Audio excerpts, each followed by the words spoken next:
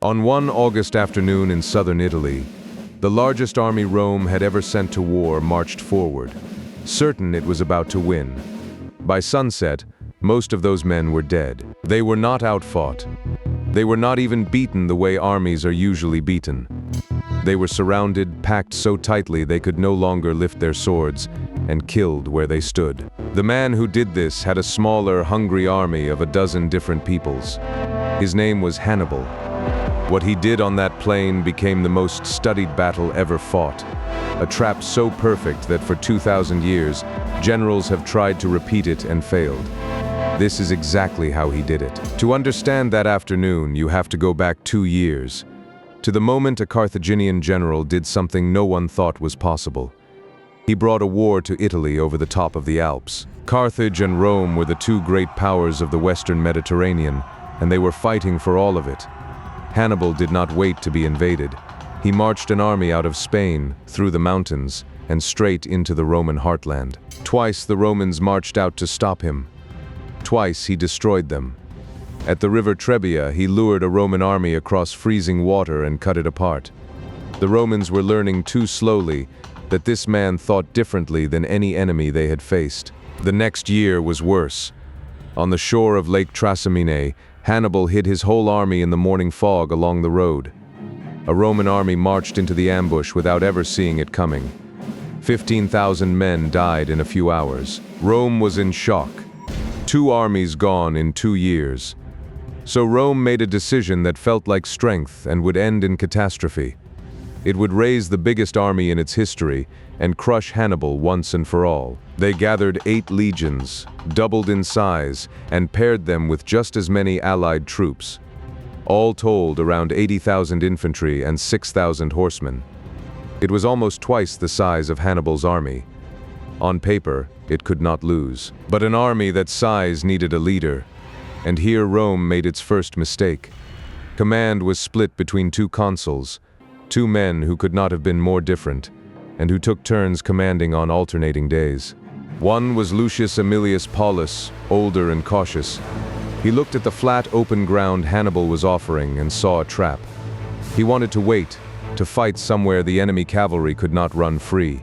The other was Gaius Terentius Varro, bolder and impatient.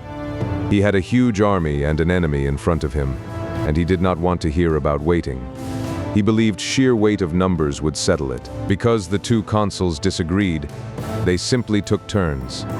And on the morning of the battle, command belonged to Varro, the impatient one.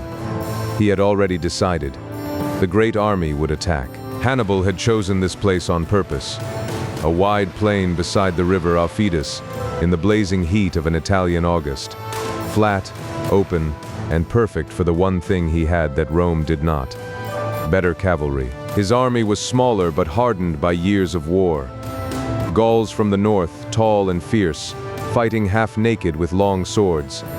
Iberians from Spain in white tunics edged with crimson. And his best troops, hard African veterans, held back for the plan. He pushed his weakest troops, the Gauls and Iberians, forward into the center, bent out toward the Romans in a bulging curve. His hardest veterans, he held quiet on the wings. His cavalry he massed at both ends of the line. As the lines drew up, a hot wind rose off the plain. The local people called it the Volturnus, and it carried clouds of dust straight into the Romans' faces. They would fight half-blind and choking from the very first minute.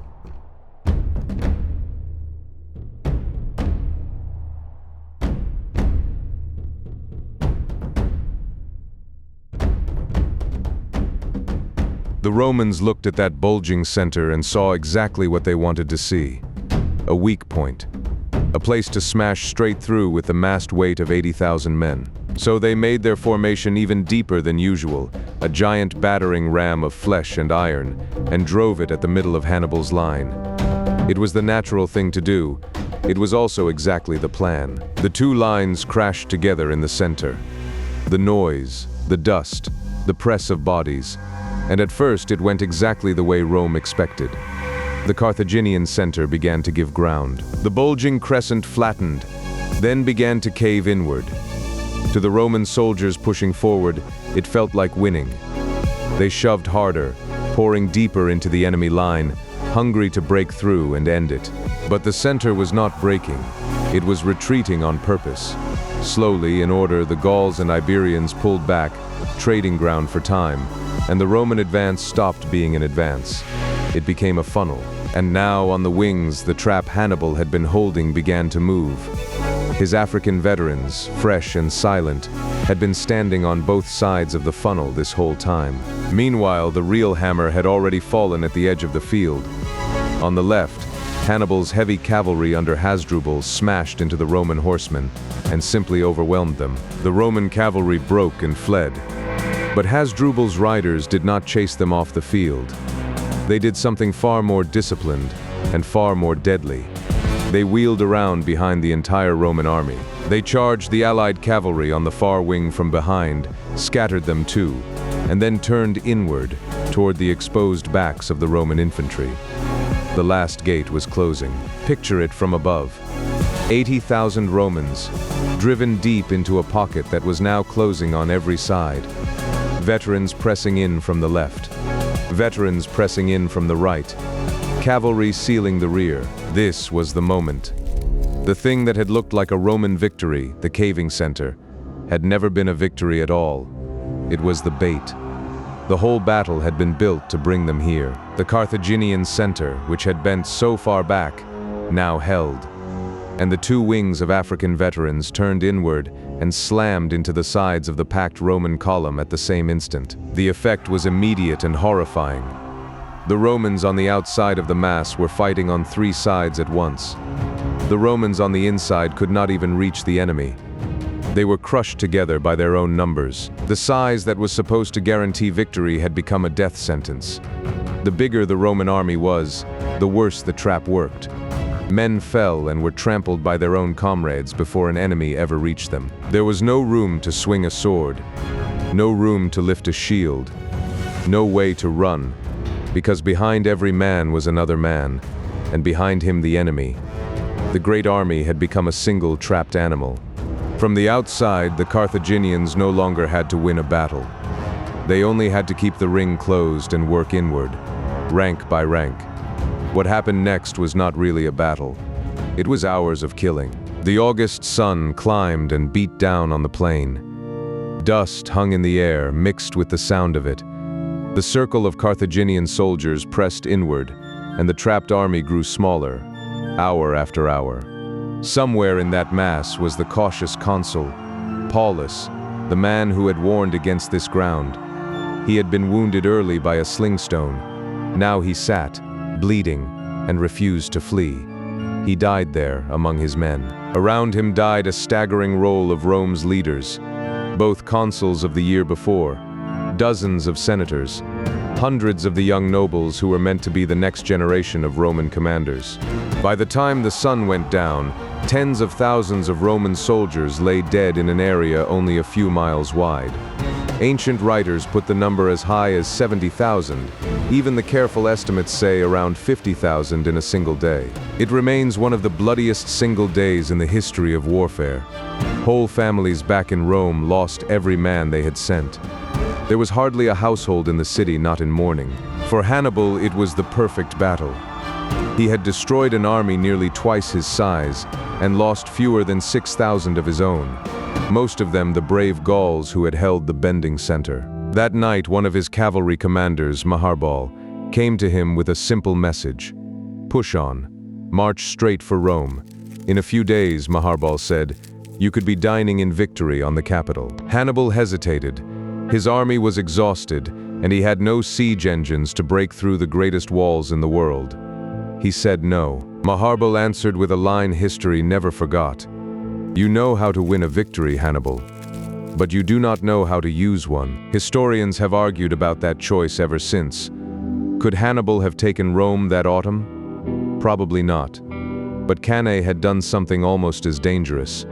It had shattered Rome's alliances across Italy.